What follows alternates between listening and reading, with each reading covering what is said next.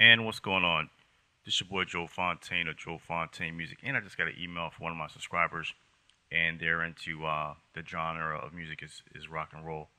I never limit myself to one style. You know what I'm saying? I appreciate all forms of music, and that's one thing about me. I never limit myself to one style. And basically, what he was getting at was he wanted to know how to get a good pumping signal.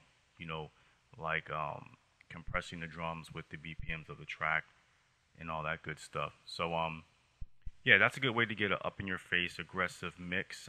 Me personally, I like to play with the frequency range.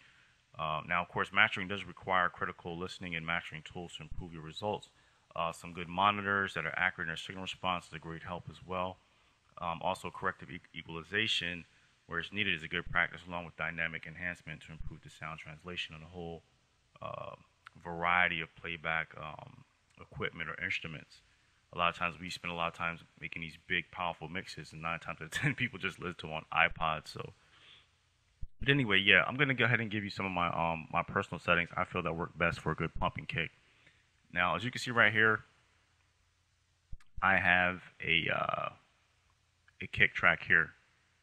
Okay, and I have what I did was I created an aux track here, and I created another aux track here. This kick track right here happens to be a mono kick track. This one right here happens to be a stereo kick track. And what I did was I sent the main kick out on a bus 7 and 8. I have the mono kick coming in on bus 7, and I have the stereo one coming in on bus 7 and 8. Okay. Now the mix by itself sounds like this. Let me go ahead and bring my transport over. Okay. Now the mix by itself, this is just dry. Sounds like this. Let me go ahead and play it from right here.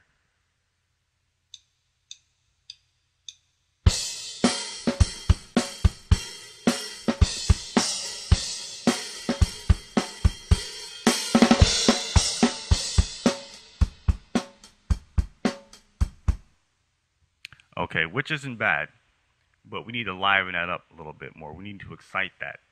So the first thing I did was on the first aux track.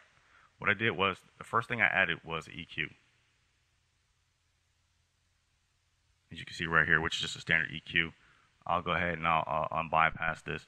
So this right here pretty much works to taste. What you want to do is you want to sweeten up the mix. You want to edit any minor flaws, and adjust the stereo width. So one thing you might want to do, for example, in the high range, you might want to, for example, roll off a little bit of the highs, like so.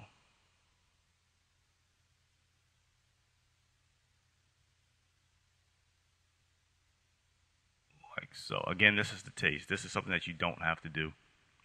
And you might want to bring up a little bit of the lows, like so. And I'm just estimating here. Because that's one thing about music, you always have to listen with your ears. There's no one set way to mix. So let's see how this sounds with the frequencies like this here.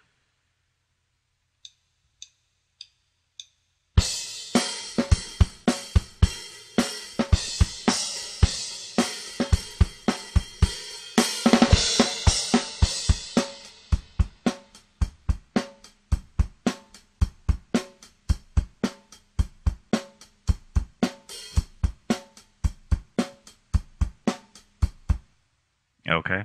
So this mix is a reference mix. It has a lot of headroom in it, which is really good. Now, of course, in your mix, if you don't have as much headroom as I have in this mix, these frequencies right here will probably be too powerful. But for me, this is a good start. So right there is good. And then on the compressor, what I would do, set your threshold to about -42. You might want to write this down. Your attack, give it a fast attack. Your release, give it a fast release. Your ratio, bring it up to the infinity mark, almost like your brick wall limiting it. And your output, maybe bring that up to about 3 dBs. Okay, these settings right here should have the gain reduction with a nice pump coinciding with the kick. So let's go ahead and take a listen to that. And I will unmute this track.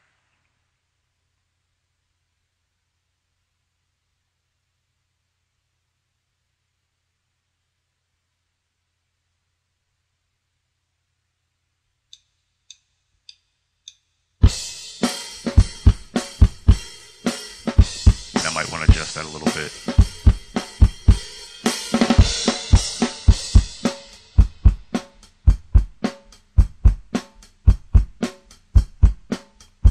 As you see right here, we're getting a good pump. What happens is if you make the release too long, see how it starts to lose that pump? If I make it too long, we kind of lose that. So we don't want that. We want a fast release. Somewhere around up in here.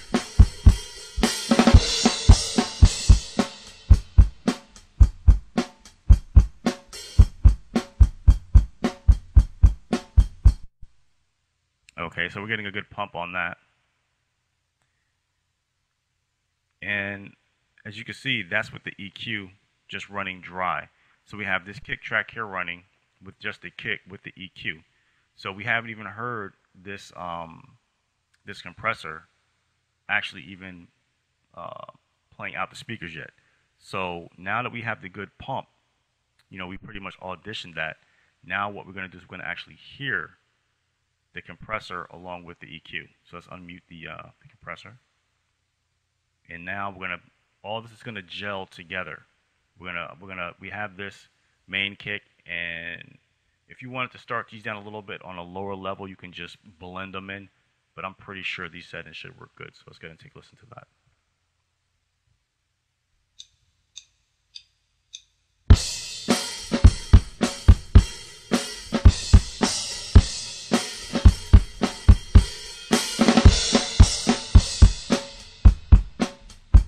All right, we're getting a good pump on that.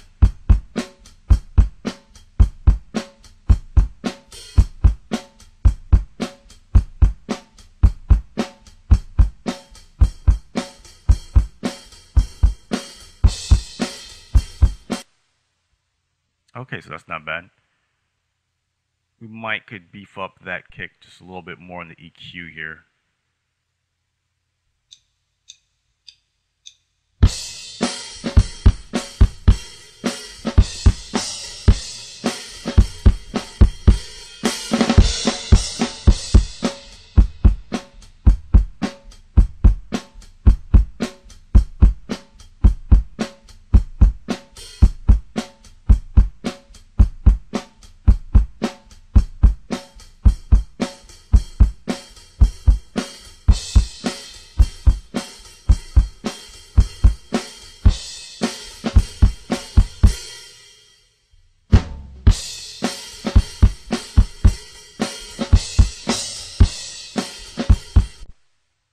Okay, you know, you just gotta watch the levels, make sure you're not clipping anywhere. Another great thing that you want to do is on your snare track. Right here I have a snare track. I did basically the same thing, and we've been listening to the snare track play out. So what I did was I actually created a aux track for the snare track as well. So let's go ahead and listen to the snare track added in that with the layered one here.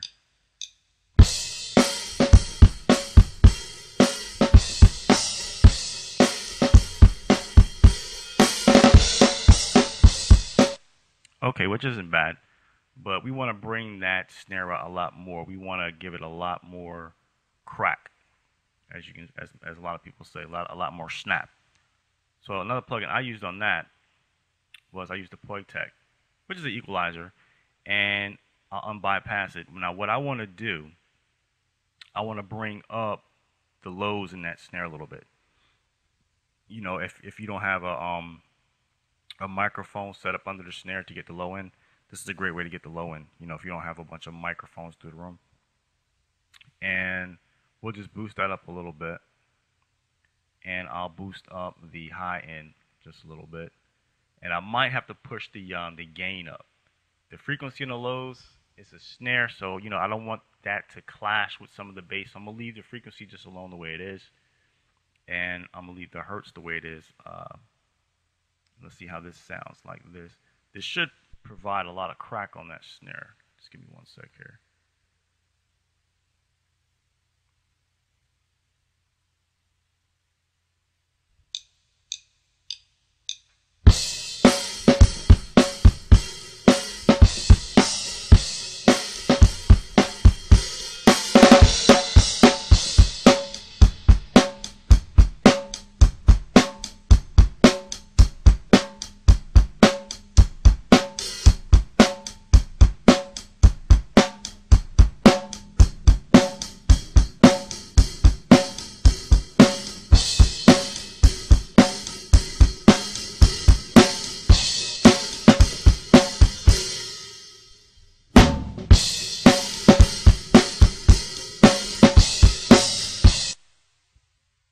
Okay, so that's not bad. That snare is really cracking.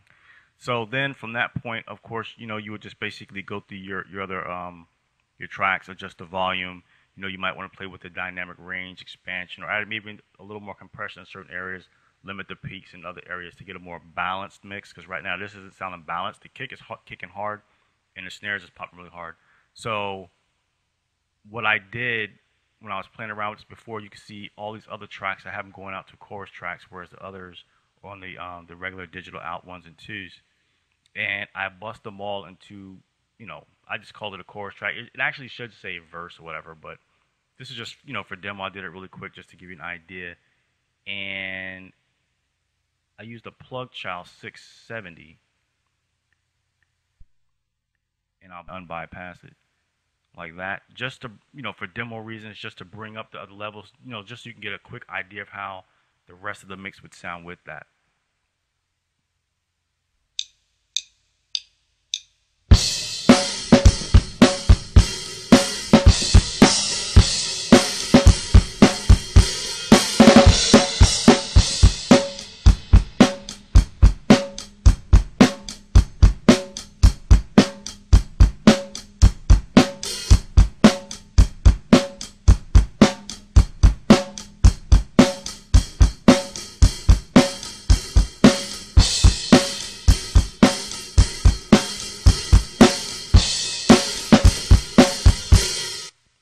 All right, so that makes a major difference in comparison to how the track was sounding without it. Because again, this is the track with it.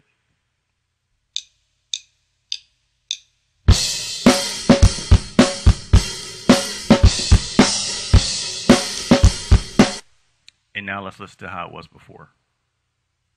We'll take all this out.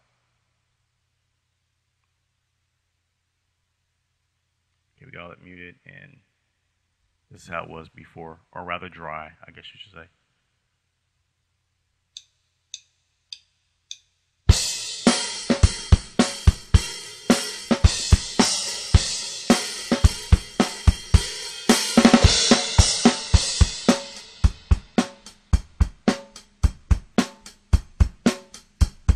Major difference.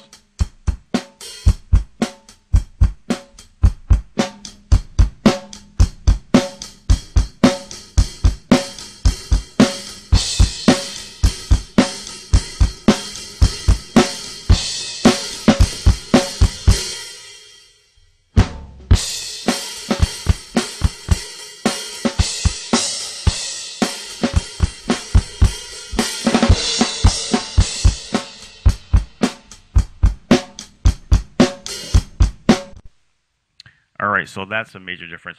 And then, from there, the snare would need like a little reverb on it, a little reverb in it. And I can tell in certain spots, like certain areas where it's bleeding, in other areas like I can hear like certain elements of that snare bleeding. So, you wanna adjust, the stereo width on that. You might want to apply a noise reduction filter if needed. And just basically edit the minor flaws. So that's a good way to get some good uh, pumping effects on your kick.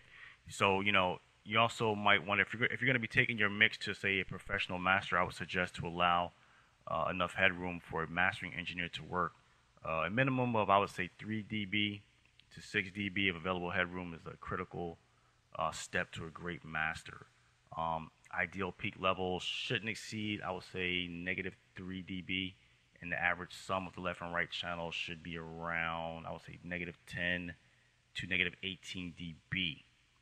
Okay, so those are some optimum mix levels for mastering. Be sure to visit my webpage, which is www.digitalmusic.yodelsite.com. You might want to sign up as a VIP member, which is only $9.99, no monthly fees. I repeat, no monthly fees.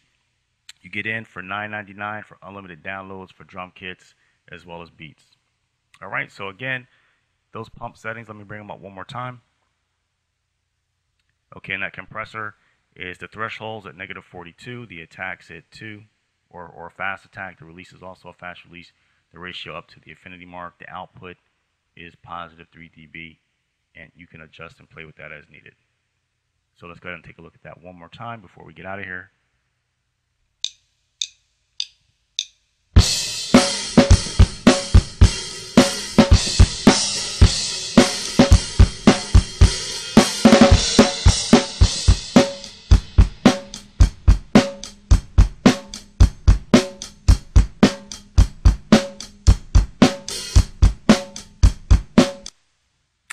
right, and I will see you guys on the next one. You have a great day. Peace.